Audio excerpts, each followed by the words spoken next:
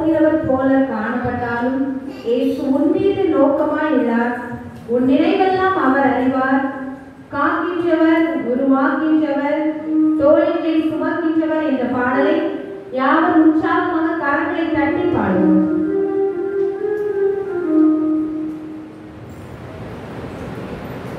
அப்புறம் போகிறவர் போல காணப்பட்டாலும் இயேசு, அப்புறம் போகிறவர் போல காணப்பட்டாலும் இயேசு உன் மீது நோக்கமாயுள்ளார்.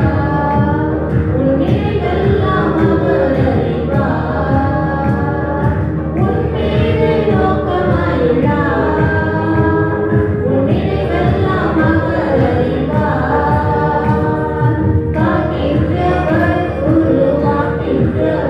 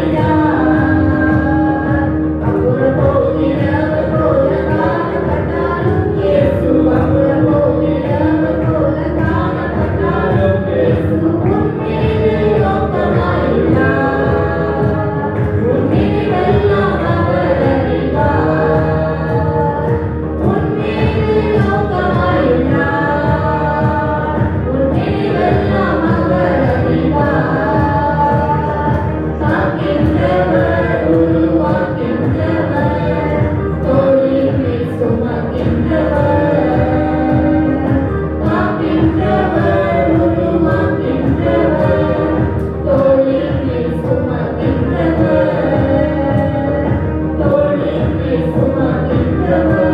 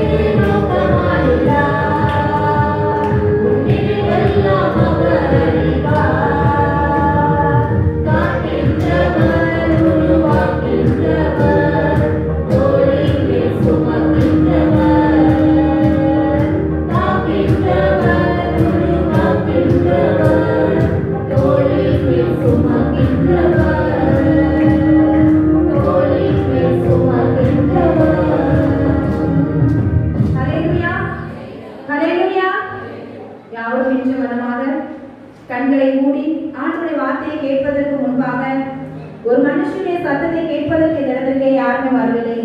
தேவாதி தேவன் உங்களோடு கண்களை மூடி கர்த்தரை நோக்கி பார்ப்போம். துதிகள் மத்தியில் வாசம் செய்கிற எங்கள் அன்பின் ஆண்டவரே, உம்மை நன்றியோடு உம்மை துதிக்கிறோம், ஸ்தோத்திரிக்கிறோம் அப்பா. பேசுகிறவர் நீங்கள் அல்ல, உங்களை இருக்கிற பிதாவின் ஆவியானவர் என்று சொன்ன வார்த்தையின்படியாய் தகப்பனே, ஒரு மனுஷனுடைய சத்தத்தை கேட்கும்படியாய் யாரும் கடந்து வருவது தகப்பனே, நீர் அவர்களோடு என்ன பேச போகிறீர் என்று ஆண்டவரே, உடைய ஜனங்கள் ஒரு எதிர்பார்ப்போடு ஒரு ஆவலோடு கடந்து வந்திருக்கிறாங்கப்பா. நீங்க அவர்களோடு பேசுவீராக செவிக்கிற மாட்டவரே, அவருடைய இருதயத்தின் ஏற்றங்கள், விருப்பங்கள், அவருடைய பாதங்கள் எல்லாவற்றையும் குறித்து நீர் அவர்களோடு பேசுவீராக செவிக்கிறோம். ஆமென். ஆண்டவருடைய இருதயத்தை திறந்தருளுவீராக செவிக்கிறோம் அப்பா. அன்று நீதியான இருதயத்தை திறந்த தெய்வம் இதற்கு வந்திருக்கிற ஒவ்வொரு பிள்ளைகளுடைய இருதயத்தை திறப்பீராக செவிக்கிறோம். எல்லா சோர்வுகள், அசதிகள், பலவீனங்கள் எல்லாம் இயேசுவின் நாமத்தினாலே பிள்ளைகள் சரீரத்திற்கு வெளியேறுவதாக என்று கட்டளையிடுகிறோம் அப்பா. ஆவியானவராக நீர் பேசுவீராக நாங்கள் கேட்கிறோம். இயேசுவின் நாமத்தில் செவிக்கிறோம் நல்ல பிதாவே. ஆமென். எல்லாரும் உட்காரலாம். எடுத்தவர்கள் வாசிப்போம். சங்கீதம் 118 அதிகாரம் 5வது வசனம். சங்கீதம் 118:5. கர்த்தரை நோக்கி கூப்பிட்டேன், கர்த்தர் என்னை கேட்டருளி விசாலத்திலே வைத்தார். ஹல்லேலூயா, ஹல்லேலூயா. பாருங்க, தாவீது ராஜா வசனத்தை சொல்கிறார், நெருக்கத்தில் இருந்து கர்த்தரை நோக்கி கூப்பிட்டேன், கர்த்தர் என்னை கேட்டருளி விசாலத்திலே வைத்தார் என்று சொல்லி இந்த 118வது அதிகாரம் பார்த்தீங்கன்னா சங்கீதம் முதல் 4 பகுதிகளும் ஒரு குடும்பமாக, ஒரு குடும்பத்தினர் கர்த்தரை எப்படி துதிக்கிறார்கள் என்பதை தெளிவாக குறிப்பிடுகிறது. சங்கீதம் 118ல முதல் 4 வசனங்களும் ஒரு குடும்பம் கர்த்தரை துதிப்பதை வெளிப்படுத்துகிறது. அது மாத்திரமல்ல, அடுத்த 5வது வசனத்திலிருந்து 18வது வசனம் வரை பார்த்தீங்கன்னா ஒரு தனி மனிதன் கர்த்தர் தன்னுடைய வாழ்க்கையில என்னென்ன நன்மைகளை செய்தார் என்று நினைத்து துதிக்கும் வண்ணமாக இந்த 5லிருந்து 18 வசனங்கள் வரைக்கும் குறிப்பிடப்பட்டிருக்கிறது. இதுதான் தாவீது இந்த வார்த்தை சொல்றார். ஏன்னா தாவீது தன்னுடைய வாழ்க்கையில கர்த்தர் என்னென்ன நன்மைகளை செய்தாரோ, அவர் என்னென்ன பிரச்சனைகள்ல இருந்தாரோ அதுலெல்லாம் விடுவித்தார் என்று சொல்லி இந்த பகுதியை தேவனை குறித்து நன்றி சொல்கிறார். அடுத்து 19லிருந்து 29 வரைக்கும் பார்த்தீங்கன்னா, அதாவது ஒரு கூட்ட மக்கள், சமுதாயத்தில் இருக்கிற மக்கள் கர்த்தரை மேசியாவாக நினைத்து அவரை துதிக்கும் வண்ணமாக இந்த வசனங்கள் அமைந்திருக்கிறது. அப்போ இந்த 118வது சங்கீதம் 3 பகுதிகளாக பிரிக்கப்படுகிறது. ஒரு குடும்பம் எப்படி கர்த்தரை துதிக்க வேண்டும், ஒரு தனி மனிதன் எப்படி கர்த்தரை துதிக்க வேண்டும், ஒரு மக்கள் கூட்டம் எப்படி கர்த்தரை துதிக்க வேண்டும் என்று சொல்லி இந்த சங்கீதம் 118 குறிப்பிடுகிறது. பாருங்க, அதுலதான் தாவீது சொல்லுறார், நெருக்கத்திலிருந்து கர்த்தரை நோக்கி கூப்பிட்டேன் என்று சொல்லி. அதாவது எல்லாரும் நல்லா சந்தோஷமா இருக்கும்போது, எல்லாமே பரிபூர்ணமா இருக்கும்போது, நமக்கு ஒரு குறையுமே இல்லைன்னு சொல்லி இருக்கும்போது கர்த்தரை துதிப்பது மிகவும் எளிது. எத்தனை வார்த்தைகளை சொல்லினாலும் கர்த்தரை துதிக்கலாம். ஆனா நம்முடைய வாழ்க்கையில நெருக்கத்துல, நம்முடைய போராட்டத்துல, நம்முடைய பிரச்சனையில கர்த்தரை துதிக்கிறது என்பது மிகவும் அரிதான காரியம். நம்மளால முடியாது. நம்முடைய பாரங்களும் நம்முடைய வருத்தங்களும் நம்மை துதிக்க விடாதபடிக்கு சோர்ந்து போக பண்ணும். பொல்லாத சத்துருவான் கொண்டு வருகிற பிரச்சனை நினைத்தவனால துதிக்கிறதுக்கு முடியாது. ஏன்னா நம்ம அழுது அழுது நம்முடைய கண்ணீரை நினைத்தவனால சோர்ந்து போகிறோம். இது இப்படிப்பட்ட ஒரு மத்தியில தான் இந்த தாவீது சொல்கிறார், நெருக்கத்திலிருந்து நான் கர்த்தரை நோக்கி கூப்பிட்டேன். எந்த மனிதனை அழைக்கல, தன்னுடைய சொந்தத்தை, தன்னுடைய பந்தத்தை, தன்னுடைய பிள்ளைகளை யாரையுமே அழைக்கலையா, கர்த்தரை நோக்கி கூப்பிட்டாரா. அவர் என்ன செஞ்சிருக்கார் பாருங்க, கர்த்தர் என்னை கேட்டருளி என்னை விசாலத்திலே வைத்தார். ஹல்லேலூயா, ஹல்லேலூயா. அப்போ தாவீதுக்கு என்ன நெருக்கம்? நம்ம நினைக்கிறோம் தாவீது ஒரு ராஜா, அவருடைய வாழ்க்கையில என்ன நெருக்கம் இருக்கும்? ராஜாவுக்கு பல நன்மைகள் கிடைக்கும். அவர் நினைத்தது எதுவுமே தடைப்படாது. அவர் என்ன ஆசைப்பட்டாலும் அவருடைய வாழ்க்கையில கிடைக்கும். அப்ப ஒரு தாவீதுடைய ராஜாவுக்கு ஏன் இந்த வார்த்தையை சொல்லணும்? அவருடைய வாழ்க்கையில ஏன் ஒரு நெருக்கம் காணப்பட்டது என்பதை தான் நாம் இடத்துல பார்க்க போகிறோம். எடுத்தவர்கள் வாசிக்கலாம். 1 சாமுவேல் 30ஆம் அதிகாரம் 6வது வசனம். 1 சாமுவேல் 30:6.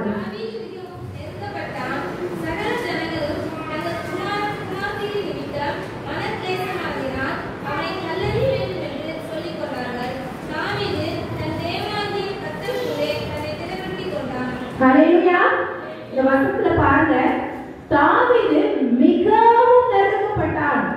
ஏன் நெருக்கப்பட்டான் பாத்தீங்கன்னா, தாவீதுடைய வாழ்க்கை மிகவும் ஒரு சிறப்பானதாக அமையவில்லை. ஏன்னா சிறு வயதுல ஆடுகளை மேய்த்து கொண்டிருந்தான். பாருங்க, அவனுடைய தாய் தகப்பன் அவனை கண்டுகொள்ளக்கூடாத ஒரு வாழ்க்கை தான்.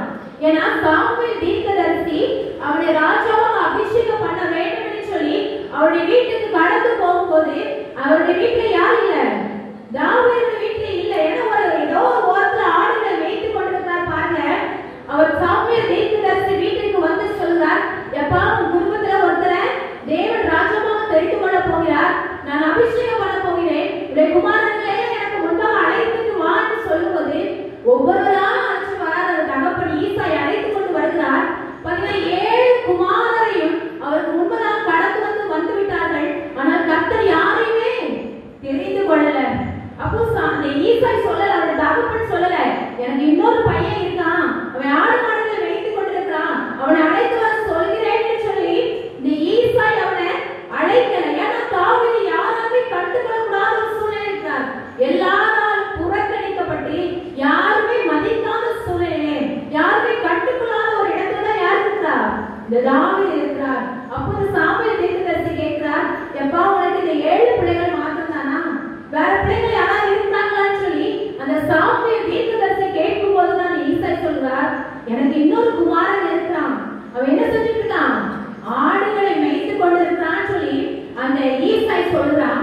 அப்ப அந்த சாமுவேல் தீர்க்கதரிசி சொல்றார், அவனை சீக்கிரமாய் அழைத்து வா, தேவன் அவனை தான் தெரிந்து கொண்டார், அவனை தான் நான் ராஜாவாக அபிஷேகம் பண்ண போகிறேன் என்று சொல்லி கர்த்தர் சாமுவேல் தீர்க்கதரிசி மூலமாய் வெளிப்படுத்துகிறார். ஆடுகளை மேய்த்த தாவீதை தேவன் தெரிந்து கொண்டு அவனை ராஜாவாக அபிஷேகம் பண்ணினார். ஹல்லேலூயா, ஹல்லேலூயா. இன்றைக்கு நம்முடைய வாழ்க்கையிலே அப்படிப்பட்ட ஒரு சூழலை நாம் வாழ்ந்து கொண்டிருக்கலாம். எல்லாரும் புறக்கணிக்கப்பட்டு நம்முடைய சொந்த பந்தங்கள் யாருமே நம்மளை கண்டுகொள்ளல, நம்ம பெற்ற பிள்ளைகள் நம்மளை கண்டுகொள்ளல, நம்முடைய உறவினர்கள் நம்மளை கண்டுகொள்ளல, யாருக்குமே நம்ம வேண்டாதவர்களாய் நம்ம ஒரு குப்பை போல துடைத்து போடப்படுகிற ஒரு குப்பை போல நாம் இருந்தால் கர்த்தர் சொல்கிறார், தாவீதை ராஜாவாக மாற்றின தேவன் உங்களையும் உயர்த்தி ஆசீர்வதிக்க முடியும் என்று சொல்லி. ஹல்லேலூயா, ஹல்லேலூயா. அப்போ தாவீதை ராஜாவாக அபிஷேகம் பண்ணினார். பாருங்க, அதுக்கப்புறம் என்ன சூழ்நிலை அவர் நெருக்கப்படுகிறார் பாத்தீங்கன்னா, சவுல் அவரை கொல்லும்படியாய் அவனை அழைத்து திரும்பினான். ஏன்னா அவன் ராஜாவாக அபிஷேகம் பண்ணப்பட்டு விட்டான்.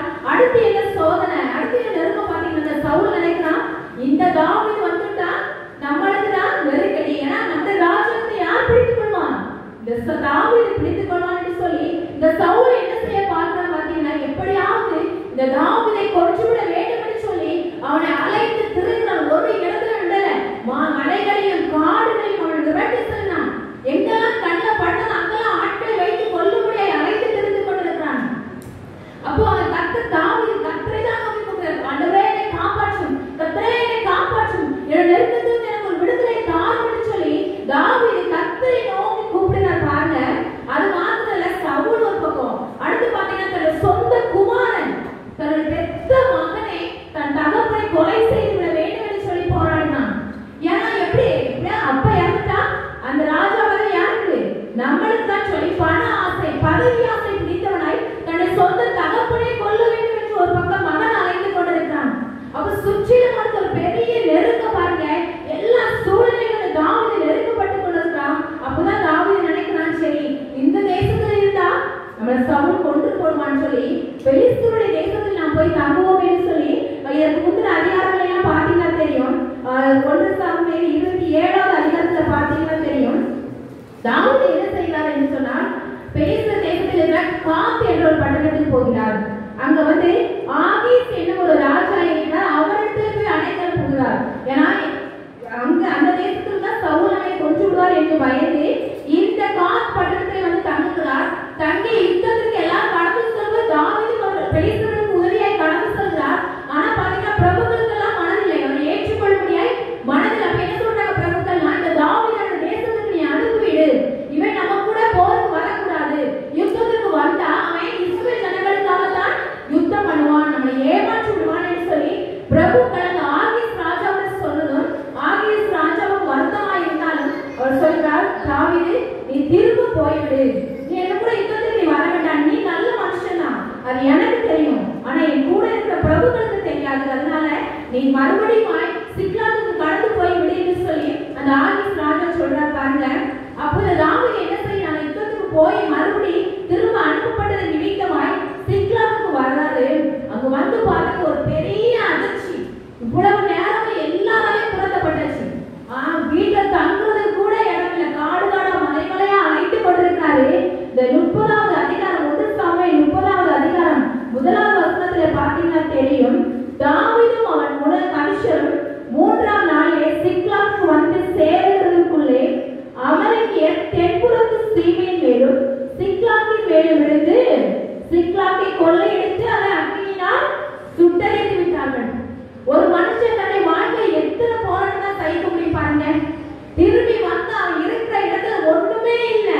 அவன் ஆடு மாடு பிள்ளை மனைவி தன்னுடைய சொந்த பந்தங்கள் தன் உறவினர்கள் தன்னுடைய சம்பந்தங்கள் எல்லாமே கொள்ளையடிக்கப்பட்டு விட்டது. எல்லாமே அழித்து தீக்கிரையாக்கப்பட்ட ஒரு சூழ்நிலை. அவனுக்கு என்ன செய்வதற்கு தெரியவில்லை தாவீதுக்கு. ஐயோ நான் எல்லாத்தையும் இழந்துட்டேனே, என் பிள்ளையை இழந்துட்டேன், என் மனைவியை இழந்துட்டேன், இவ்வளவு நாளா நான் சம்பாதித்து வைத்தேன், என்னோட சம்பாத்தியங்கள் எல்லாத்தையும் நான் இழந்துட்டேனேன்னு சொல்லி தாவீது அழுகிறதுக்கு பலனில்லாமல் போக மட்டும் அழுனான்.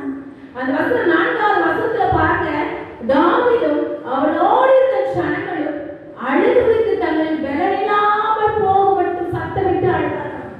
இன்றைக்கு அப்படிப்பட்ட ஒரு சூழ்நிலை நம்ம இருக்கலாம். எல்லாவற்றையும் இழந்தாச்சு, இனிமே இழக்கிறதுக்கு என்கிட்ட ஒண்ணுமே இல்லை. என் வருமானத்தை இழந்தாச்சு, என் சரீரத்திற்கு சுகத்தை இழந்துட்டேன், என் பிள்ளைகளை இழந்துட்டேன், என் மனைவி கணவரை இழந்துட்டேன், என் வாழ்க்கையில சந்தோஷமே இல்லை, இனிமே இழப்பதுக்கு என்கிட்ட ஒண்ணுமே இல்லைன்னு சொல்லி நம்மகிட்ட அழுகிறதுக்கு பலனில்லாமல் நாம் இருந்தோம் என்று சொன்னால் கர்த்தர் நம்மளோடு கூட பேசிக் கொண்டிருக்கிறார். நீ இழந்ததை திரும்ப தருவேன் என்று சொல்லி உங்களோடு பேசிக் கொண்டிருக்கிறார். நான் நினைக்கலாம் எனக்கு இனிமே இழக்கிறதுக்கு என்ன இருக்கு, என் உயிர் மட்டும்தான் இருக்கு, அதுவும் போயிட்டுனா நிம்மதியா போய் சேர்த்துருவேன்னு சொல்லி நம்ம புலம்பிக் கொண்டு இருந்தோம். ஆனால் கர்த்தர் உங்களை பார்த்து சொல்கிறார், உங்கள் புலம்பலை ஆண்டு கழிப்பாக மாறப்படும் என்று தரங்களை கட்டி ஆண்டவருக்கு நன்றி செலுத்துவோம். ஹல்லேலூயா. ஆண்டவர் உங்கள் புலம்பலை கழிப்பாக மாற்றுவதற்கு ஒரு வல்லமை உள்ளவராக இருக்கிறார். பாருங்க, அவர் அழுகிறதுக்கு பலனில்லாமல் அழுது கொண்டு இருக்கிறார்கள். அது மாத்திரல்ல, இதோட ஒரு பெரிய கொடுமை என்ன பாத்தீங்கன்னா, கூட இருக்கிறவங்க எல்லாரும் என்ன செய்ய நினைக்கிறாங்க, அவனை கல்லறிந்து கொல்லணும். இந்த தாவீதானா நம்ம குடும்பத்தையே இழந்துச்சு, நம்ம பிள்ளைகளை இழந்து, நம்ம ஆடு மாடு எல்லாத்தையும் இழந்துச்சு, நம்ம என்னால என்ன செஞ்சிடணும், அவனை கல்லறிந்து கொல்ல வேண்டும் என்று சொல்லி தீர்மானம் பண்ணினார்கள். அதே அதிகாரம் 6வது வசனத்துல பாருங்க, தாவீது மிகவும் நெருக்கப்பட்டான். சகல ஜனங்களும் தங்கள் குமாரத்திகள் மன கேசத்தினால் அவனை கல்லறிய வேண்டும் என்று சொல்லிக் கொண்டார்கள். தாவீது தன் தேவனுடைய பக்கத்திற்குள் தன்னை திடப்படுத்திக் கொண்டான். அது கூட இருக்கிறவங்க கல்லறிந்து கொல்ல சொல்லி தீர்மானம் பண்ணியாச்சு. இனிமேல் தாவீதை உயிரோட வைக்க கூடாது, இவனால எல்லாம் போச்சு, இவனை நம்பி வந்தோம், இவன் ராஜாவா வருவான், நம்மளும் நல்ல ஸ்டேஜுக்கு வருவான் நினைச்சு பின்னாலே வந்து எனக்கு எல்லாத்தையும் இழந்தாச்சு, இவன் உயிரோடு இருக்க கூடாதுன்னு சொல்லி கல்லறிய வேண்டும் என்று எல்லாம் தீர்மானம் பண்றாங்க. பெரிய நெருக்கம், ஒரு ரொம்ப கஷ்டமான ஒரு சூழ்நிலை. ஆனால் தாவீது சோர்ந்து போகல. அந்த வசனத்துல கடைசி பகுதியில சொல்லி பாருங்க, தாவீது தன் தேவனாகிய கர்த்தருக்குள் தன்னை திடப்படுத்திக் கொண்டான். நாம் இப்படிப்பட்ட சூழ்நிலை இருந்து கொண்டிருந்தோமானால் கர்த்தர் நம்மை பார்த்து சொல்கிறார், கர்த்தரிடத்தில் மன மகிழ்ச்சியாயிரு, அப்பொழுது அவர் உன் இருதயத்தின் வேண்டுதல்களை உனக்கு அருளை செய்வார். நம்மளால தாங்க முடியாத பிரச்சனை இருக்கலாம், ஆனால் கர்த்தர் சொல்றார், நீ எனக்குள் திடப்பட வேண்டும், நீ எனக்குள் திடப்படு மகனே மகளே, அப்பொழுது நான் காரியத்தை வாய்ப்புபடி தருவேன் என்று சொல்கிறார். நம் சோர்ந்து போகக்கூடாது. எத்தனைதான் பாடுகள் எவ்வளவுதான் உபத்திரவம் வந்தாலும் நாம் கர்த்தருக்குள் திடப்பட வேண்டும். இந்த தாவீது மலைக்கால் செய்த கர்த்தருக்குள் திடப்படுத்திக் கொண்டார் தன்னை. பாருங்க என்ன செய்கிறார் பாருங்க, 8வது வசனத்தை வாசிப்போம்.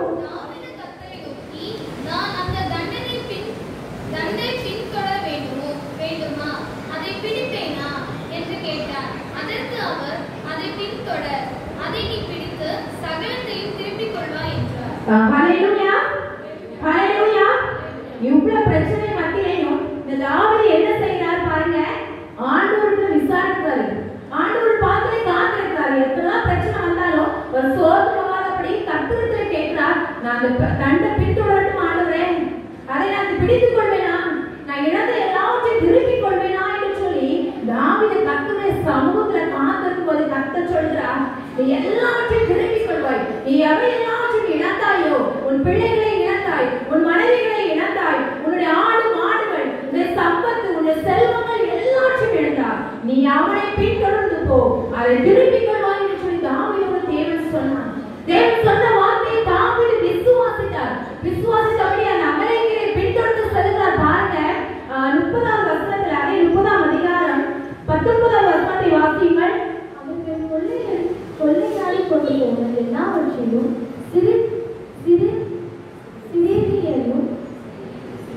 சிறியரிலும் பெரியரிலும் குமாரரிலும் குமாரத்திகளிலும் ஒன்றும் குறைப்படாமல் எல்லாவற்றையும் தாவீது பிடித்துக் கொண்டார். ஹல்லேலூயா, ஹல்லேலூயா. பாருங்க, அவன் கொள்ளையாடி போன எல்லாவற்றையும் சிறியரிலும் பெரியரிலும் குமாரரிலும் குமாரத்திகளிலும் ஒன்றும் குறைப்படாமல் எல்லாவற்றையும் தாவீது திருப்பிக் கொண்டார். கரங்களை தட்டி ஆண்டவருக்கு நன்றி செலுத்துவோமா? கரங்களை தட்டி ஆண்டவருக்கு நன்றி செலுத்துவோம். நாம் எல்லாத்தையும் இழந்து சோர்ந்து போய் காணப்படலாம். கர்த்தர் சொல்கிறார், நீ உன்னை எனக்குள் திடப்படுத்திக் கொள். நீ சோர்வின் மத்தியில, நெருக்கத்தின் மத்தியில, பிரச்சனைகளின் மத்தியில என்னுடைய பாதத்தில் அமர்ந்திருந்து நான் உனக்கு சொல்கிற காரியங்களை அப்படியே நீ கடைபிடிப்பாயானால், எவைகளை இழந்தாயோ, எந்த சந்தோஷத்தை இழந்தாயோ, எந்த சமாதானத்தை இழந்தாயோ, உன் சரீரத்திற்கு பலத்தை இழந்தாயோ, என்ன காரியங்களை இழந்து போனாலும் கர்த்தர் சொல்கிறார், எல்லாவற்றையும் வெட்டி பணங்களை திருப்பிக் கொள்வாய் என்று சொல்லி. ஹல்லேலூயா. இன்றைய ஆசீர்வாதத்தை தேவன் உனக்கு தருவதற்கு வல்லவராய் இருக்கிறார். பாருங்க, அநேக வருடங்களுக்கு முன்பதாக தஞ்சை மாவட்டத்திலே சரபோஜி மன்னர் என்று ஒரு மன்னர் வாழ்ந்து வந்தாராம். அங்கு வேதநாயகம் சாஸ்திரியார் என்ற எல்லாருக்கும் தெரியும், அநேக கிறிஸ்துவ பாடலை பாடின ஒரு புலவர் அவர். வேதநாயகம் சாஸ்திரியாரும் இந்த சரபோஜி மன்னர் இருவருமே நண்பர்களாம். இவர் சரபோஜி மன்னர் மன்னராக இந்த தஞ்சையை வீற்றிருக்கிறார். இவர் அரசவை கவிஞராக இந்த வேதநாயகம் சாஸ்திரியார் தஞ்சை மாவட்டத்தில் இருக்கிறார். அப்போ அவர் என்ன செஞ்சாருன்னா, குற்றால குறவஞ்சி என்று சொல்லி ஒரு நூல் இருக்கிறது. அதே மாதிரி வேதநாயகம் சாஸ்திரியார் என்ன பண்ணிருக்கிறாங்கன்னா, பெத்லகேம் குறவஞ்சின்னு சொல்லி இயேசுவை புகழ்ந்து போற்றி ஒரு பாடல் பாடியிருக்கிறார். அப்போ ஒரு நாள் சரபோஜி மன்னருடைய முடிசூட்டு விழா வந்தது. அப்போ இந்த வேதநாயகம் சாஸ்திரியார் என்ன பண்றாரு பாருங்க, மன்னரை போற்றி புகழ்ந்து ஒரு பாடல் பாடினார். அப்போ மன்னருக்கு ரொம்ப சந்தோஷம்.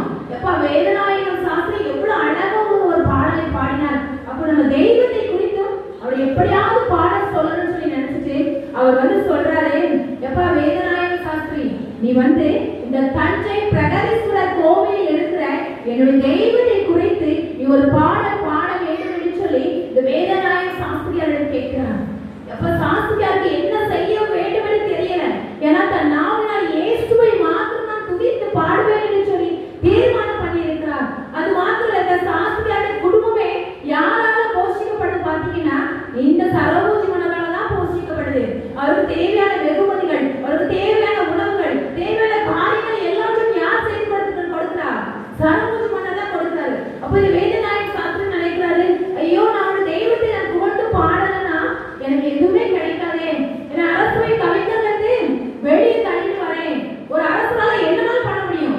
பாட்டு பாடன்னு சொன்னா கொலை கூட பண்ண முடியும். அப்போ அப்படி ஒரு நெருக்கமான ஒரு சூழ்நிலை. என்ன செய்ய தெரியல சாஸ்திரியாருக்கு. கண் கலங்கி கொண்டு தன் வீட்டுக்கு கடந்து சொல்றார். தன் மனைவியை பார்த்து சொல்ற, இப்படிப்பட்ட ஒரு சம்பவம், எப்படி என் வாயினால் இயேசுவை துதித்து பாடின இந்த வாயினால் எப்படி ஒரு அந்நிய தெய்வத்தை நான் புகழ்ந்து பாட முடியும் என்று சொல்லி கண்ணீரோடு தன் மனைவியை பார்த்து கூறுகிறார். அவருடைய மனைவி சொல்றார், நீங்க எதற்காகவும் விட்டு கொடுத்தாங்க நம்ம கடவுளை. இயேசுவை பாடின வாயால் நீங்க அந்நிய தெய்வத்தை பாடக்கூடாது என்று சொல்லி சொல்லும் போது அந்த சாஸ்திரியோட இருதயத்திலே பக்தி வைராக்கியம் பொங்கி வருகிறது. பாருங்க, அந்த இடத்துல கடவுளுடைய பாதத்தை காத்திருக்கிறார் அந்த சாஸ்திரியார்.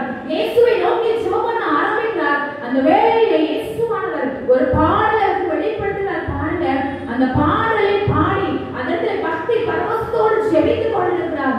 மறுநாள் காலை விடிந்தது. அவர் சரபோஜி மன்னருடைய அமைச்சரவைக்கு சென்றார். ஏராளமான கூட்டம். ஏன்னா சாஸ்திரியார் இன்றைக்கு பிரகதீஸ்வரர் கோவிலில் இருக்கிற தெய்வத்தை பார்த்து பாட போகிறார். என்னதான் செய்ய போகிறார் பார்ப்போம் என்று சொல்லி எல்லாரும் பார்த்து கூடி வந்திருக்கிறார்கள். சரபோஜி மன்னர்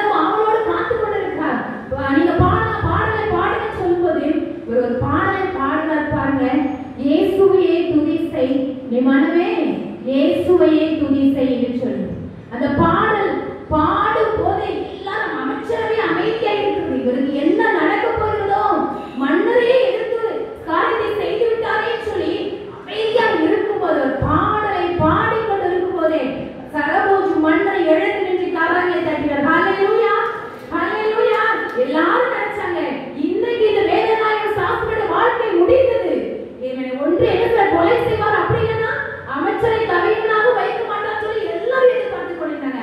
ஆனால் அந்த மன்னர் கரங்களை தட்டியதுமே அந்த அமைச்சரை முழுவதுமே எழுந்து நின்று ஒரு பாடலை பாட அனைவரும் கரங்களை தட்டி கொண்டிருந்தார்கள். ஹல்லேலூயா, ஹல்லேலூயா. அந்த பாடலை நாம் அனைவரும் சேர்த்து பாடலாமா? இயேசுவையே துதி செய், இயேசுவையே துதி செய், இயேசுவையே துதி செய், நீ மனமே இயேசுவையே துதி செய், இயேசுவையே துதி செய், நீ மனமே இயேசுவையே துதி செய். சொல்றாரு, எப்பா நீ உன்னுடைய தெய்வத்தை எந்த சூழ்நிலையுமே நீ விட்டு கொடுக்கல. உன்னுடைய விசுவாசத்தை, உன் தெய்வத்தின் மேல இருக்கிற பக்தி வைராக்கியத்தை நான் பாராட்டுவேன் சொல்லிட்டு ராஜா சொன்னாரா, நீ இந்த நம்ம மாவட்டம் தஞ்சை முழுவதுமே உன் தெய்வத்தை நீ எங்குதான் எடுத்து சொல்லலாம், அதுக்கு தடையே கிடையாது என்று சொன்னார். ஹல்லேலூயா, ஹல்லேலூயா. நாமும் நம்முடைய நெருக்கத்துல இந்த தாவீது மாதிரி, இந்த வேதநாயகர் சாஸ்திரியார மாதிரி நம்முடைய நெருக்கத்துல கர்த்தரை நோக்கி கூப்பிடுவோம். மனுஷரை நோக்கி கூப்பிட்டு பிரயோஜனம் இல்லை. கர்த்தரை நோக்கி கூப்பிடும்போது அவர் நம்முடைய சத்தத்தை கேட்டு நமக்கு விடுதலை தர வல்லவராய் இருக்கிறார். இன்னொரு மனிதனை பார்க்கலாம், யார் நெருக்கத்திலே கூப்பிட்டார் என்று சொல்லி. ஆதியாகமம் 24ஆம் அதிகாரம் 63வது வசனத்தை வாசியுங்கள். ஆதியாகமம் 24:63.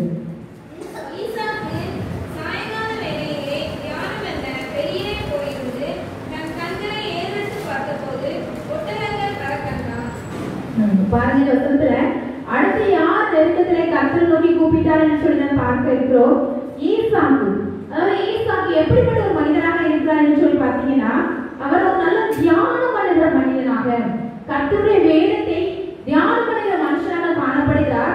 அது மாத்திரம் அடுத்த அதிகாரம் 25ஆம் அதிகாரம் 21ஆம் வசனத்துல பார்த்தீங்கன்னா தெரியும், மலடியாக இருந்த தன் மனைவிக்காக ஈசாக்கு கர்த்தரை நோக்கி வேண்டுதல் செய்தாராம். அப்ப இந்த ஈசாக்கு எப்படிப்பட்ட மனுஷனா இருக்கிறார்னா, நல்ல வேதத்தை தியானம் பண்ணுகிற மனுஷனா இருக்கிறார், நல்ல ஜெபிக்கிற மனுஷனா இருக்கிறார். அப்படிப்பட்ட ஒரு மனுஷனுடைய வாழ்க்கையில ஒரு நெருக்கம், ஒரு பிரச்சனை வருகிறது. பாருங்க என்னன்னு சொல்லி பாத்தீங்கன்னா தெரியும். அதே ஆதியாகமம் 26ஆம் அதிகாரம் 1வது வசனத்தை வாசியுங்கள்.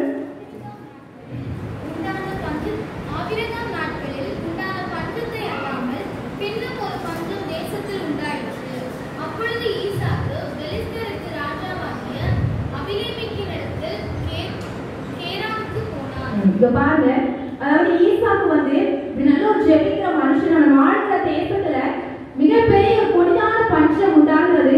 இதை நிமித்தம் அவர் எங்க செல்றாரு பாருங்கன்னா, பெலிஸ்தருடைய ராஜாவாகிய அபிமெலேக்கிடத்துக்கு போகிறார். ஏன்னா பஞ்சம் விளைக்கிறதுக்காக பெலிஸ்தருடைய தேசத்திற்கு போகிறார். அப்ப அங்க போகும்போது பாத்தீங்கன்னா என்ன செய்யறாருன்னா, இந்த ஈசாக்கு பயந்தார். ஏன்னா அவருடைய மனைவி ரெபெக்கா ரொம்ப அழகுள்ளவளா இருக்கா. அப்போ நம்ம மனைவி நிமித்தமா நம்மளை கொன்று போடக்கூடாது என்பதற்காக அங்கு செல்லும்போது என்ன சொல்றாருன்னா, இவருடைய சகோதரி என்று சொல்லி பொய் சொல்லி விடுகிறார். இந்த அபிமெலேக்கும் அதை கண்டுபிடித்து விடுகிறார். கண்டுபிடிக்கும் போது சொல்றாரு, ஏன் இப்படி பொய் சொன்ன, நீ உண்மையை சொல்லிருக்கலாமே அப்படிங்கும் போது ஈசாக்கு சொல்றேன், உள்ள மனிதர்கள் எல்லாம் கொடூரமானவங்க, என்னுடைய மனைவி நிமித்தம் எதுவும் செய்துவிடக் கூடாது என்பதற்காக தான் நான் இப்படிப்பட்ட ஒரு காரியத்தை சொன்னேன்னு சொல்லி அந்த ஈசாக்கு சொல்லுகிறார். அப்போ அபிமெலேக்கு என்ன சொல்றாரு பாருங்க, அதே அதிகாரம் 11ஆம் வசனத்துல பாத்தீங்கன்னா தெரியும், இந்த புருஷனை ஆகியோர் இவன் மனைவி ஆகியோர் தொடுகிறவன் நிச்சயமாய் கொலை செய்யப்படுவான் என்று எல்லா ஜனங்களும் அறிய சொன்னாங்க. ஏன்னா ஒரு மனுஷன் கஷ்டத்துல வந்திருக்கான், தன்னுடைய தேசத்துல பெரிய பஞ்சம், அங்க படைக்க வழி இல்லை, அதனால அடுத்த தேசத்துக்கு வந்திருக்கிறான். அபிமெலேக்கு சொல்றார், இவனை யாருமே தொடங்க, இவனையோ இவன் மனைவியோ யாரும் தொடக்கூடாது, அப்படி தொட்டீங்கன்னா நீங்க கொலை செய்யப்படுவீங்கன்னு சொல்லிட்டு அபிமெலேக்கு சொல்றாரு. வசனத்தை கரெக்டா கவனிச்சுக்கோங்க. அப்படி சொல்றான். அப்புறம் ஈசாக்கு அந்த பெலிஸ்தருடைய தேசத்தில் விதைக்கிறான். 100 மடங்கு அறுவடை கட்டளையிடுகிறார். மிகப்பெரிய பஞ்சம், கொடிதான பஞ்சம் தான், ஆனால் 100 மடங்கு அறுவடை கிடைக்கிறது. அப்போ இதெல்லாம் பார்த்து கொண்டிருக்க அந்த பெலிஸ்தர் தேசத்தில்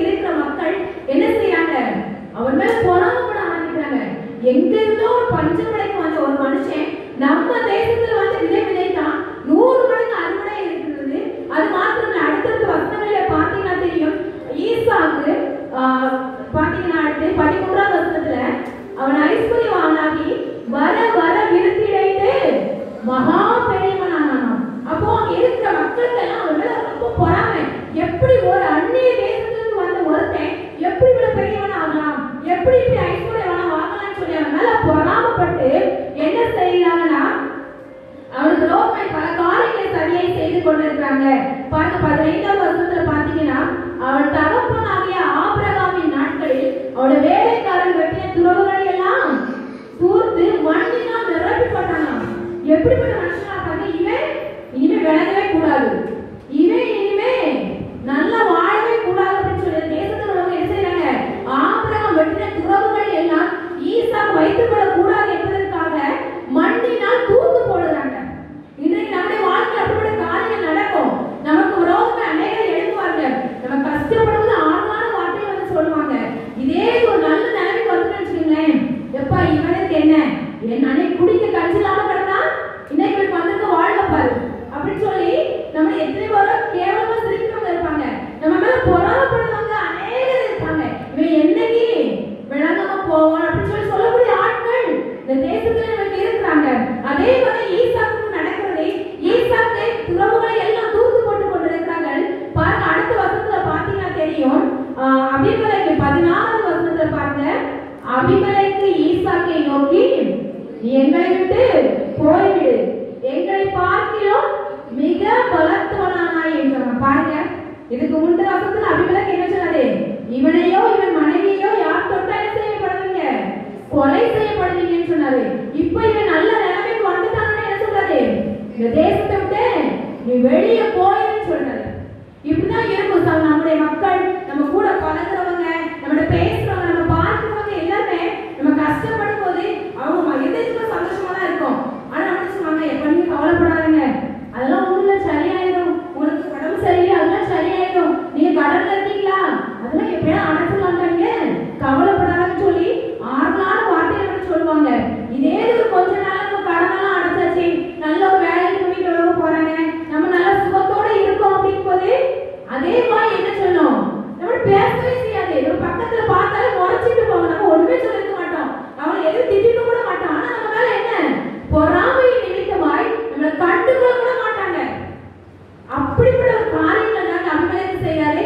எப்ப நீ என் தேசத்துல இருக்குது போதும், என் தேசத்துல நீ வெளியே கிளம்புன்னு சொல்லி ஈசாக்கை தன் தேசத்துக்கு கடந்து செல்லும்படியாய் அபிமெலேக்கு கூறுகிறார். அப்ப ஈசாக்கு என்ன செய்ய தெரியல, நம்ம தகப்பன தோண்டினத்தை துறவையும் மூடி போட்டுட்டாங்க, என்ன செய்ய தெரியாதபடிக்கு அவர் என்ன செய்யறாரு பாருங்க, பள்ளத்தாக்கிலே போய் அங்கே போய் துறவுகளை தோண்ட ஆரம்பிக்கிறார். பாருங்க அதே அதிகாரம் அதே 26வது அதிகாரத்துல பாத்தீங்கன்னா 15ஆம் வசனத்துல பாருங்க, 26:15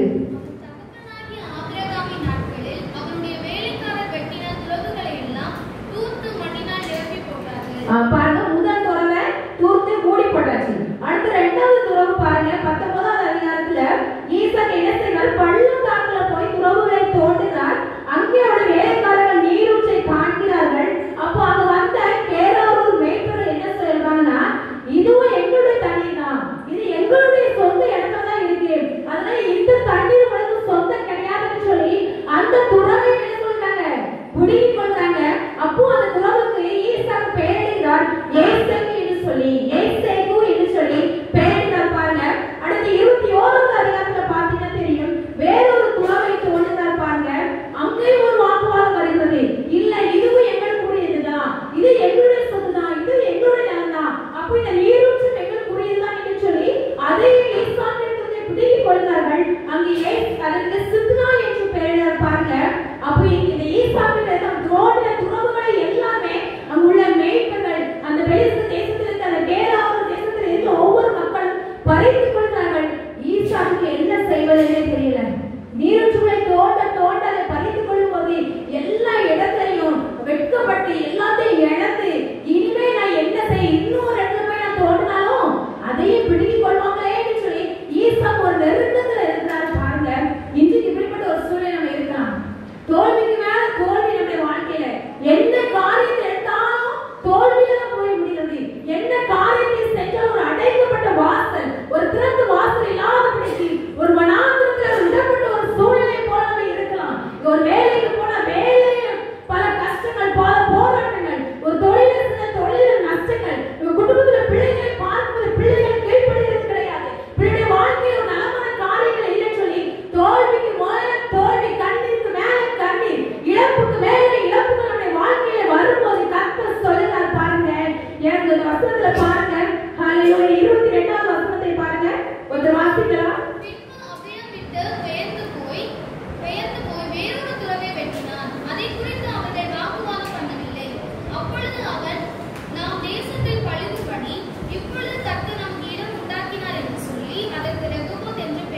ஹல்லேலூயா, ஹல்லேலூயா.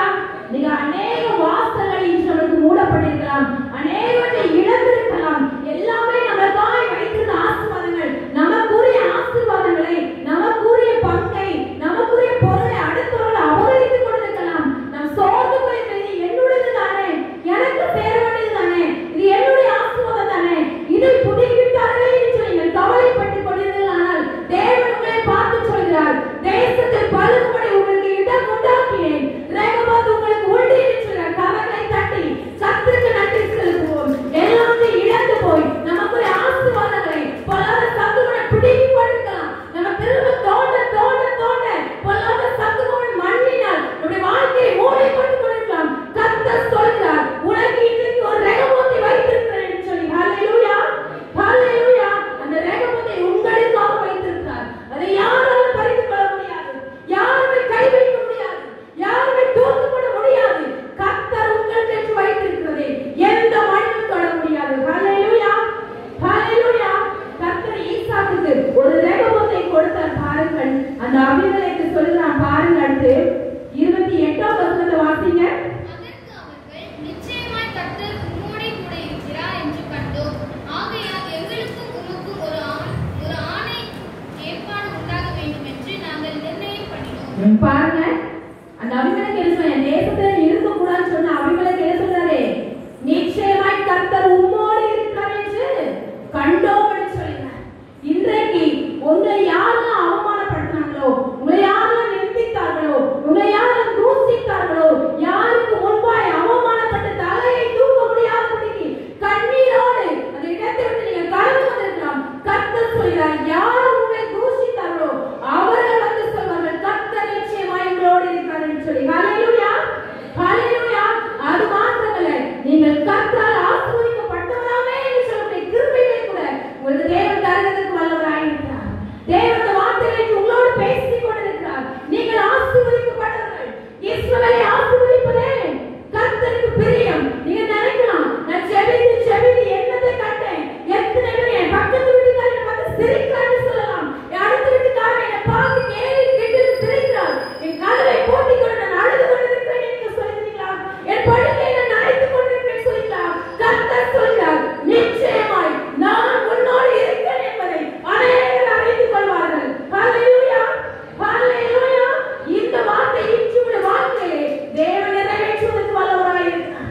பாருங்க, இங்கிலாந்து தேசத்திலே 1924ஆம் வருடம் ஒரு எரிக் கேடன் என்ற ஒரு ஓட்டப்பந்தய வீரர் ஒருத்தர் ஒரு 100 மீட்டர் ஓட்டத்திலே, அதாவது ஒலிம்பிக்கிலே கலந்து கொள்ள வேண்டும் என்பதற்காக அநேக நாட்கள் அநேக மாதங்கள் வந்து அவர் பிராக்டிஸ் பண்ணிட்டே இருக்கிறார். ஏன்னா ஒலிம்பிக்ல கலந்து கொள்வதெல்லாம் லேசான காரியம் கிடையாது. அந்த எரிக் கேடன் வந்து என்ன செய்யறாரு, அந்த 100 மீட்டர் ஓட்டப்பந்தயத்தில் கலந்து கொள்ள வேண்டும் என்பதற்காக அவர் அநேக நாள் பிராக்டிஸ் செய்றாரு. கடைசியில இந்த ஒலிம்பிக்ல நீங்க ஓடலாம் சொல்லி அதுக்கு செலக்ட் பண்ணியாச்சு. ஆனா பாத்தீங்கன்னா அவர் ஓடுறதுக்கான நாள் வந்து ஒரு ஞாயிற்றுக்கிழமையிலே குறிப்பிடப்படுகிறது. ஓய்வு நாள், ஓய்வு நாள் கர்த்தருக்குரியது. அப்ப இந்த எரிக் கேடனுக்கு இந்த அறிவிப்பு வருகிறது, ஓய்வு, அதாவது ஞாயிற்றுக்கிழமையில தான் உங்களுக்கு இந்த ஒலிம்பிக் போட்டி வைத்திருக்கிறாங்க, 100 மீட்டர் ஓட்டப்பந்தயம் வைத்திருக்கிறாங்க, நீங்க அதுல கலந்து கொள்ள வேண்டும் என்று சொல்லி. அப்ப இந்த எரிக் கேடனுக்கு மிகவும் கவலையா இருக்கிறது, என்ன செய்ய, ஞாயிற்றுக்கிழமை ஓய்வு நாள் கர்த்தருக்குரியது, அப்ப நான் எந்த வேலையுமே செய்யக்கூடாதுன்னு சொல்லிட்டு எரிக் கேடன் சொல்றாரு, இல்ல நான் இந்த ஒலிம்பிக் போட்டியில நான் கலந்து கொள்ளல, எனக்கு அது பெருசு கிடையாது, என் தேவன் தான் எனக்கு பெருசு, உலகத்தில் இருக்கிறவரை காட்டிலும் உங்கள் இருக்கிறவர் பெரியவர், அந்த 100 மீட்டர் ஓட்டப்பந்தயத்தில் நான் ஜெயிக்கிறதை காட்டிலும் என் தேவனை ஆராதிப்பது தான் எனக்கு பெரியது என்று சொல்லி அந்த எரிக் கேடன் என்ன சொல்றாரு, இல்ல நான் ஓட்டப்பந்தயத்தில் கலந்து கொள்ளவில்லை என்று சொல்லி ஞாயிற்றுக்கிழமை ஆலயத்துக்கு கடந்து சென்று தேவனை துதித்துக் கொண்டிருக்கிறார். இருந்தால் நம்மளால மனுஷன் நமக்கு மனசுல ஒரு சின்ன கவலை இருக்கதான் செய்யும். எத்தனை மாணவர்களாக நம்ம பிராக்டிஸ் பண்ணோம், எத்தனை ஒலிம்பிக் போட்டியில கலந்து கொள்ள வேண்டும் என்பதற்காக எத்தனை பிரயாசங்கள் பட்டோம், நம்ம கையில வந்தும் கைமீறி போயிடுச்சேன்னு சொல்லி நினைச்சுக்கலாம் அந்த எரிக் கேடன். அப்போ கொஞ்ச நாட்களுக்கு பின்னதாக 400 மீட்டர் ஓட்டப்பந்தயம் அதே ஒலிம்பிக்ல வைக்கிறார்கள். அவர் தேசத்தை சேர்ந்த அதே இங்கிலாந்து தேசத்தை சேர்ந்த ஒரு மனிதன் அந்த 400 மீட்டர் ஓட்டத்திற்கு செலக்ட் ஆயிட்டாரு. ஆனா பாத்தீங்கன்னா கர்த்தர் ஏதாவது ஒரு வழியில நம்ம உயர்த்தணும்னு நினைச்சா அவர் யார் மூலமாவது எதன் மூலமாவது நம்ம உயர்த்த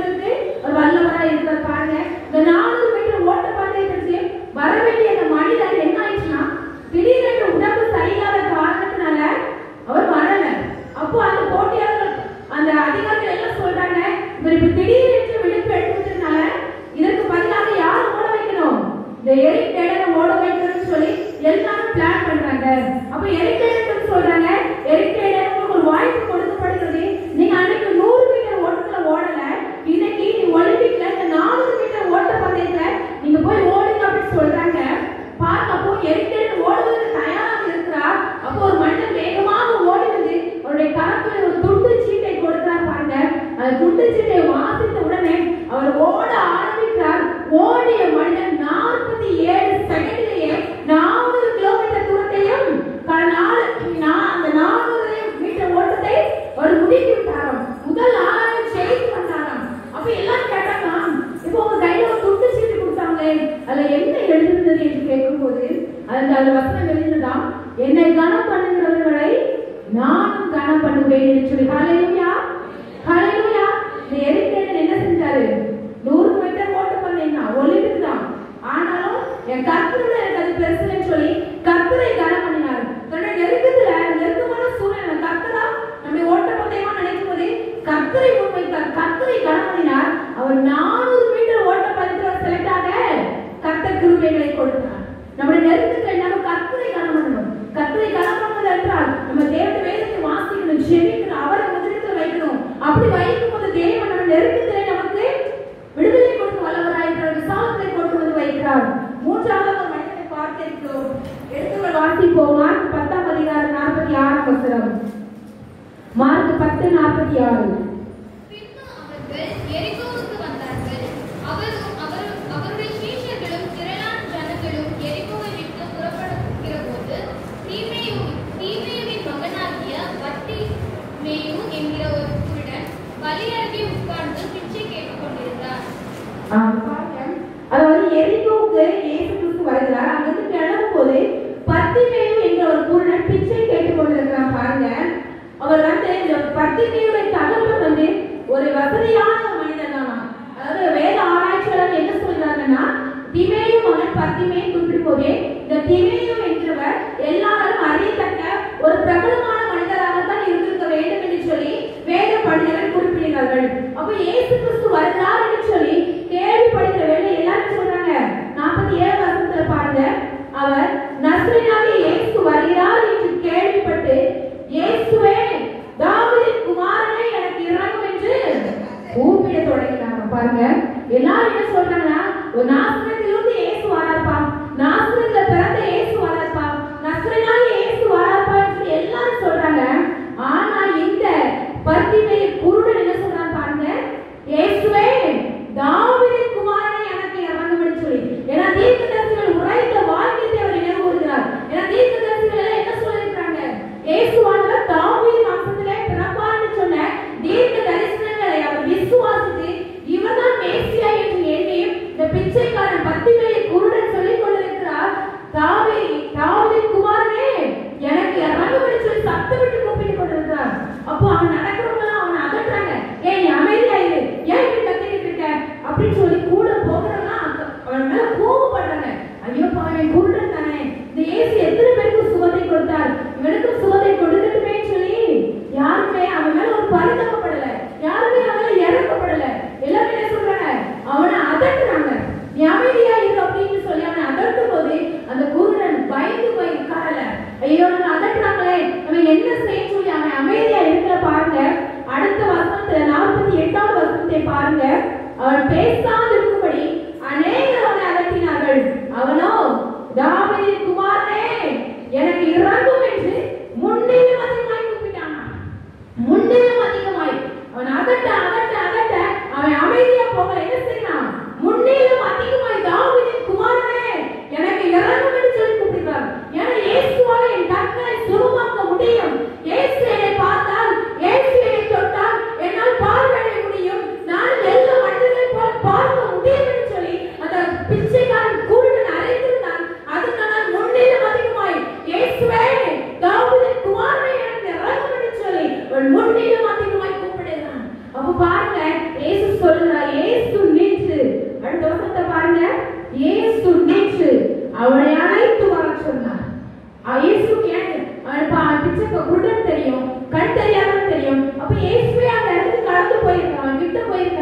ஆனா இயேசு போகல. இயேசு அந்த இடத்துல நிற்கிறாரு. அவன் சத்தத்தை கேட்டதுமே இதுதான் வேதாகமத்தில் இந்த வசனம் குறிப்பிடுகிறது. அவர் கூப்பிட சத்தம் அவருடைய செவிகளில் போய் ஏறிச்சான். இந்த 10 பேர் குருடன் கூப்பிட்ட சத்தம் கர்த்தருடைய செவிகளில் ஏறினது. கேட்ட மாத்திரத்தில் அந்த இடத்துல அவர் நிற்கிறார். நின்று அவனை திரும்பி பார்த்தார். பாருங்க, அவனை அழைத்து வர சொன்னார். ஏன் பாத்தீங்கன்னா ஆண்டவர் ஒரு காரியத்தை செஞ்சான்னா அது ஒரு அர்த்தம் இல்லாம இருக்காது.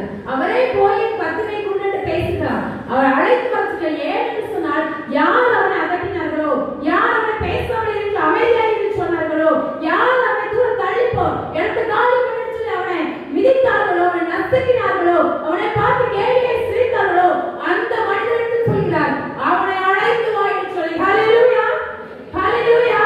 இன்றைக்கு உங்களை பார்த்து சொல்கிறார், உங்களை பார்த்து யார் கேலி கிண்டலுமாய் சிரித்தார்களோ, எப்ப நீ அமைதியாயிரு, நீ அமைதியாயிரு. கோயிலுக்கு போய் என்னத்தை கண்ட, இந்த இயேசு வணங்கி என்னத்தை கண்ட, உன் வாழ்க்கையில என்ன நடந்துருக்கு? இங்க இருக்கும்போதாவது நீ நல்லா இருந்த, அங்க போய் எல்லாத்தையும் நடந்தாச்சு. உன் உடம்புல ஒரு நல்ல சுவை இல்ல, உன் வீட்டுல சமாதானம் இல்ல, சந்தோஷம் இல்ல. நீ இருந்தாலும் இயேசு இயேசுன்னு அலையாம அமைதியாக உங்களை பார்த்து சொல்லலாம். ஆனால் யார் உங்களை பார்த்து அந்த வார்த்தைகளை சொன்னார்களோ அவர்களை வைத்திருக்கிற தேவன் ஆசீர்வதிப்பார். ஹல்லேலூயா, ஹல்லேலூயா. அதே காரியம் அந்த 10 பேர் குருடனுடைய வாழ்க்கையில் நடக்கிறது. இயேசு சொல்றார், அவனை யார் அகற்றினார்களோ அவர்களை பார்த்து சொல்றார், நீ அவனை அழைத்துட்டு வாங்க என்கிட்ட அப்படின்னு சொல்லி அழைத்து கொண்டு வருகிறார்கள். உடனே அவன் தன் மேல் வஸ்திரத்தை எறிந்து விட்டு எழுந்து இயேசுவின் இடத்தில் வந்தான். ஹல்லேலூயா. ஆண்டவரை அவன் பார்த்து சொல்றார், உங்கள் கவலைகளை எல்லாம் அவர் உங்களை விசாரிக்க ஒரு ஆண்டவரால் உங்கள் கவலைகளை எல்லாம் அவர் மேல் வைத்து விடுங்கள் என்று சொல்லி. ஹல்லேலூயா. அவர் உங்களை விசாரிக்கிறாங்க. உங்க பெத்த பிள்ளைகளை விசாரிக்க போகலாம், நம்ம கணவரை விசாரிக்க போகலாம், நம்ம ஒரு உடம்பு சரியில்லையா யாராவது நீ நல்லா இருக்கியா கேட்பாங்களான்னு நம்ம எதிர்பார்த்திருப்போம். யாராவது ஒரு ஆதார வார்த்தையை சொல்லுவாங்களான்னு எதிர்பார்த்திருக்கலாம். யாருமே அந்த ஆதார வார்த்தையை உங்களுக்கு கிடைக்காம போகலாம். கர்த்தர் சொல்கிறார், நான் உங்களை விசாரிப்பேன். உன்னை பெற்ற தாய் தகப்பனை விசாரியாம போகலாம், உன் கணவனை விசாரியாம போகலாம், உன் மனைவி விசாரியாம போகலாம், நீ பெற்ற பிள்ளைகளை விசாரியாம போகலாம். ஆனால் நான் உன்னை விசாரிப்பேன் என்று சொல்கிறார். உன் கவலைகளை எல்லாவற்றையும் என்னிடத்தில் வைத்துவிடு என்று சொல்லி கர்த்தர் சொல்கிறார். இந்த 10 பேர் குருடனை அழைத்து வர சொன்னார். அவன் என்னதெல்லாம் தூக்கி எறியவோ எல்லாவற்றையும் எறிந்தான். அவனுடைய மேல் வஸ்திரத்தை தூக்கி எறிந்து எழுந்து வந்தான் என்று சொல்லி வாசிக்கிறோம். மேல் வஸ்திரமாகிய நம்முடைய பிரச்சனைகள், நம்முடைய போராட்டங்கள், நம்முடைய தரித்திரங்கள், நம்முடைய பாடுகள், நம்முடைய கவலைகள், கண்ணீர்கள், வேதனைகள் எல்லாத்தையும் எறிந்து தூக்கிவிட்டு கர்த்தரோடு வர வேண்டும் என்று கர்த்தர் அழைக்கிறார். பாருங்க, அடுத்த வசனத்துல பாருங்க, 51 வசனத்துல இயேசு அவனை நோக்கி, நான் உனக்கு என்ன செய்ய வேண்டும் என்று இருக்கிறாய் என்று சொல்கிறார். கர்த்தர் நம்மளை பார்த்து கேட்கிறார். வார்த்தையா எந்த மனிதனும் கேட்க மாட்டாங்க இந்த வார்த்தையை. நான் உனக்கு என்னப்பா செய்யணும், நீ கடல்ல கஷ்டப்படியா உனக்கு உதவி செய்யுமா அப்படின்னு யாரும் கேட்பாங்களா? கேட்க மாட்டாங்க. கர்த்தர் சொல்ற நாளே, நான் உனக்கு என்ன செய்ய வேண்டும் என்று இருக்கிறாய் சொல்லி கர்த்தர்கிட்ட கேளுங்க. உங்களுக்கு என்ன தேவை அது கர்த்தர்கிட்ட சொல்லுங்க. கர்த்தர் உங்களுக்கு விடுதலை தருவதற்கு ஒரு வல்லவராய் இருக்கிறார். பாருங்க, குருடனுக்கு ஆண்டவரே நான் பார்வை அடைய வேண்டும் என்று சொல்கிறார். இயேசு அவனை நோக்கி, நீ போகலாம், உன் விசுவாசம் உன்னை ரட்சித்தது என்றார். உடனே அவன் பார்வையடைந்து வழியில இயேசுவுக்கு பின் சென்றான். பாருங்க, இந்த நாளை கர்த்தர் சொல்றார், உங்க கவலைகள் எல்லாம் என் மேல வச்சுங்க. நீங்களே சுமந்து கொண்டு அலைவேன்னு அவசியம் இல்லை. ஆண்டவர் சொல்ற, வருத்தப்பட்டு வாரம் சுமக்கிறவர்களே நீங்கள் எல்லாரும் இடத்தில் வாருங்கள், நான் உங்களுக்கு இளைப்பாற தருவேன் என்று சொல்லி கர்த்தர் உங்களோடு கூட பேசிக் கொண்டிருக்கிறார். இப்படிப்பட்ட இந்த தாவீதை போல, இந்த ஈசாக்கை போல, இந்த 10 பேர் குருடனை போல நீங்கள் ஒருவருக்கு ஒரு நெருக்கமான ஒரு சூழ்நிலை, ஒரு கைவிடப்பட்ட ஒரு சூழ்நிலை, எல்லாவற்றையும் இழந்த ஒரு சூழ்நிலை இருந்தீர்கள். ஆனால் கர்த்தர் சொல்கிறார், நான் உன்னை வாழாமல் தலையாக்குவேன், நீ கீழாமல் மேலாவாய் என்று சொல்லி. ஹல்லேலூயா, ஹல்லேலூயா. நான் பார்க்கிற பார்வையிலே, மனுஷனுடைய பார்வையிலே நான் கீழாக போய் கொண்டிருந்தது போல தெரியலாம். கர்த்தர் சொல்கிறார், உன் நினைவுகள் என் நினைவுகள் அல்ல, உன் வழிகள் என் வழிகளும் அல்ல என்று சொல்லுகிறார். இந்த நாள் வசனத்தை கேட்டுக்கொண்ட கர்த்தர் உங்களை ஆசீர்வதிக்கிறதுக்கு ஒரு வல்லவராய் இருக்கிறார். யாவரும் எழுந்து ஒரு விசை ஆண்டு வார்த்தையை கேட்டபடி பக்கத்து நம்முடைய வாழ்க்கையில் தேவன் நமக்கு நன்மை செய்யும்படியாக அவரை நோக்கி பார்க்க இருக்கிறோம். யாவரும் எழுந்திருப்போமா? ஹல்லேலூயா. யாவரும் எழுந்திருந்து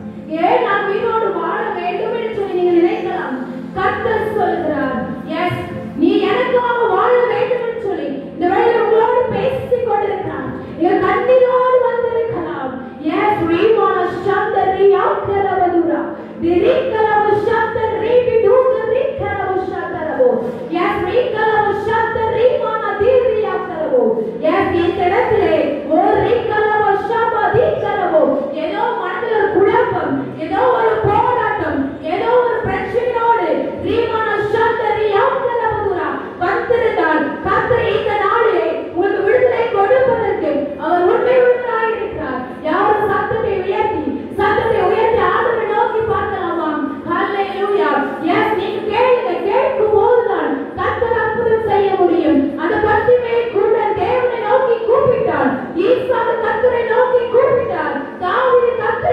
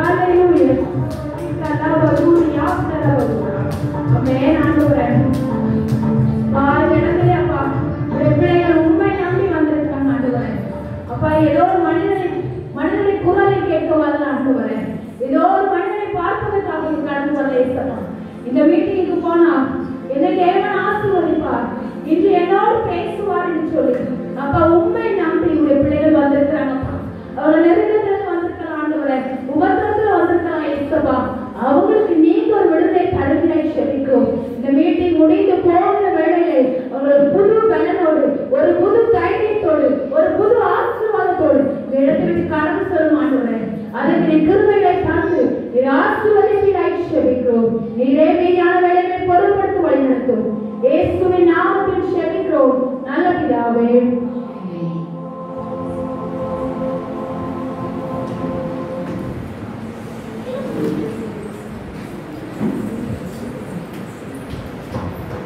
தெய்வத்தை திரும்பினால் மகள் மிக அருமையான வார்த்தைகள் ரொம்ப தெய்வனுடைய வார்த்தைகளை கொடுத்தாங்க அவங்களுக்கு கத்துடைய நாமத்தினாலேயே நான் நன்றி சொல்லிட்டேன் கேட்ட வசனங்கள் ஒவ்வொருவருக்கும் பிரயோஜனமாக இருக்க தெய்வன் கிருபை செய்வாராக இப்போ நம்ம வந்திருக்கிற அண்ணன் ஒரு பாடல் பாடுவார்கள் அதன் பின் முன்னுக்கு வருது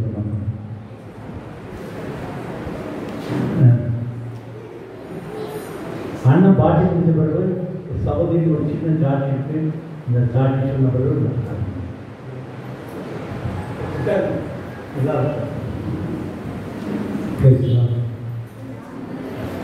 அழகான கண்கள் என்னை கண்டதாலே முடிந்ததற்கு நினைத்த நான் மீதான எல்லாருக்கும் நெருக்கம் உண்டு பாடு உண்டு கஷ்டம் உண்டு ஆனாலும் எல்லாவற்றையும் பற்றியும் கூட நம்மை தேவனாகிய கருத்தை நம்மை நடத்தி நமக்கு வருங்கள்